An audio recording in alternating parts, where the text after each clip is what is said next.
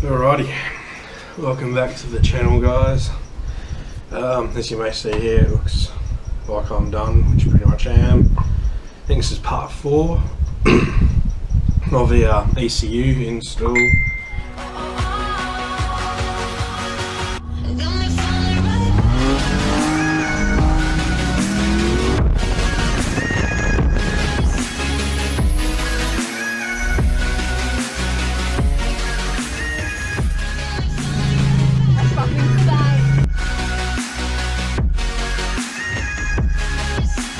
Probably been a good week or so since I filmed.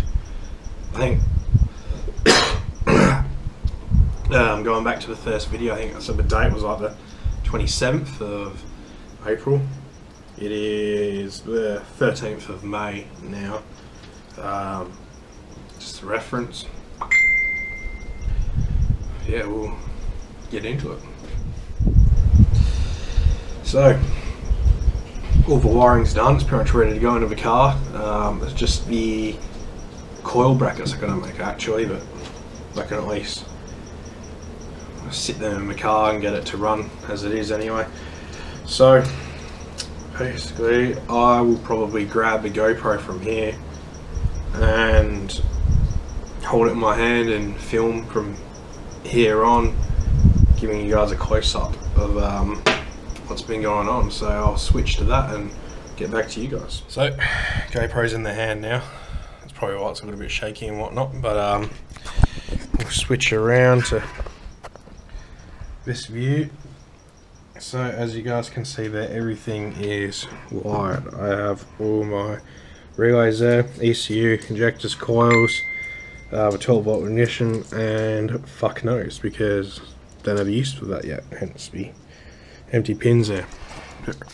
Anyway, so I made a little breakaway harness here. It's using an Anderson plug for the power feed. Power feed runs into here.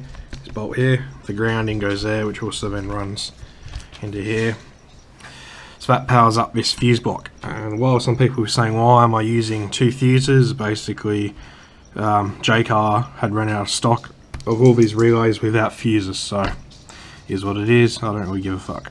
Yeah, so power feeds in here, comes out with these terminals all here that I've just ran half neat kind of to all the relays, and then all the grounds then go to these terminals here, and the ground main is this bolt here. So then that runs all the way across to the harness and then out to the field to where the old battery post terminals kind of used to go, which hopefully you can see that, which I've just got them there to go on. Anyway, back to this. So everything has been wired up. So out of these looms here, everything's been wired into this big loom here where it's all been crimped, and this big ass sheathing which kind of looks ugly with this, but that's all I could get. Made 2 other breakaway harnesses here, so basically this harness can come out of a car with this whole unit staying bolted in or pushed in or whatever the fuck it ends up being. Was it these here just have all the 12 volts out, so what was that, like the AC clutch, the VSS or the speed signal, there's other stuff as well that got all that, but it is what it is. And then all these here were, I believe, all the outputs of all these, so like injectors, coils as well, stuff like that, running all out to the field, as they say. The connectors here, I have de-pinned all the pins I'm not using. I'll probably put 1 or 2 back in because I haven't ran knock sensors. All I've got left really is these 2 to hook up, which is AC request. In VYs, in VY-V6s, it's a bit weird of a setup. You got the dial for the fan speed, which is fine, it operates on normal, but the little button to turn the AC on or the compressor as such, it runs from that button to the BCM, then from the BCM runs to this thing called the PIM, and then from the PIM it runs to the ECU. And there is a good 3 or 4 PIM cables, so it just must be different resistance readings or voltage readings that tells everything what it is or what to do, so there's no certain one. So that I'm going to have to hook up later, trace the cable, or just cut it out and run straight from the button to the ECU. It's not a big deal at the moment, the main thing is getting the car running. And then this other one here is the small radiator fan. So on the VYs you got a small one which runs according to engine temp, the first part of the engine temp, then you got a big one which runs when the AC is on or when it surpasses the next step of temperature. Factory ECU only has an output for the big fan with the AC. The small fan runs through that PIM BCM setup again, so there's fuck all I could do about that, which was great. So this one I'm probably just going to have to run from inside the cabin all the way to the relay block in the engine bay. It's just a ground, I believe, it just grounds out the relay.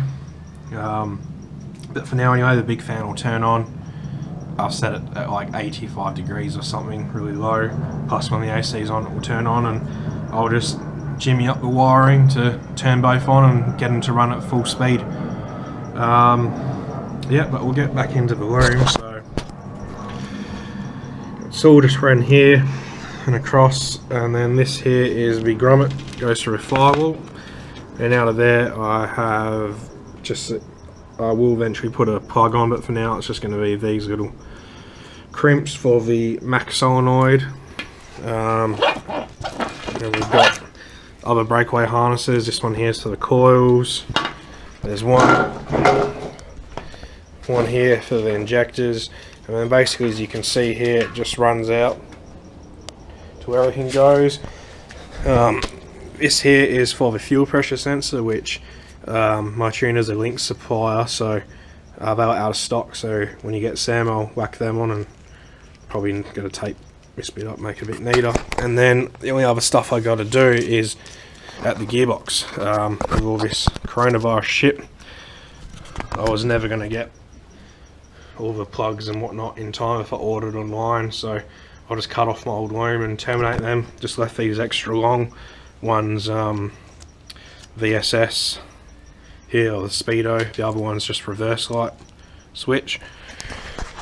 But yeah, so either later today I might start ripping out the old harness and start filming that and try to get this in and see if I can get it to run. I've marked top dead center already, so I can use a lock for timing, use a timing light to double check and whatnot, or lock the timing with the ECU, set that all up. Yeah, hopefully I might start filming that, and this video that I'm filming now probably won't come out for 4 weeks or so, as they're all scheduled ahead, but yeah, we'll see. Hopefully by the time this video comes out the car will be running perfectly fine, at least off boost. But yeah, thanks for watching if you're still here. If you haven't before, leave a like, throw a comment what you think about this whole thing, or if you used a Link ECU before and got any tips or tricks, let me know. And don't forget to subscribe so you don't miss out on any of this, because it's going to start to get pretty juicy from now on. I'll see you guys in the next one.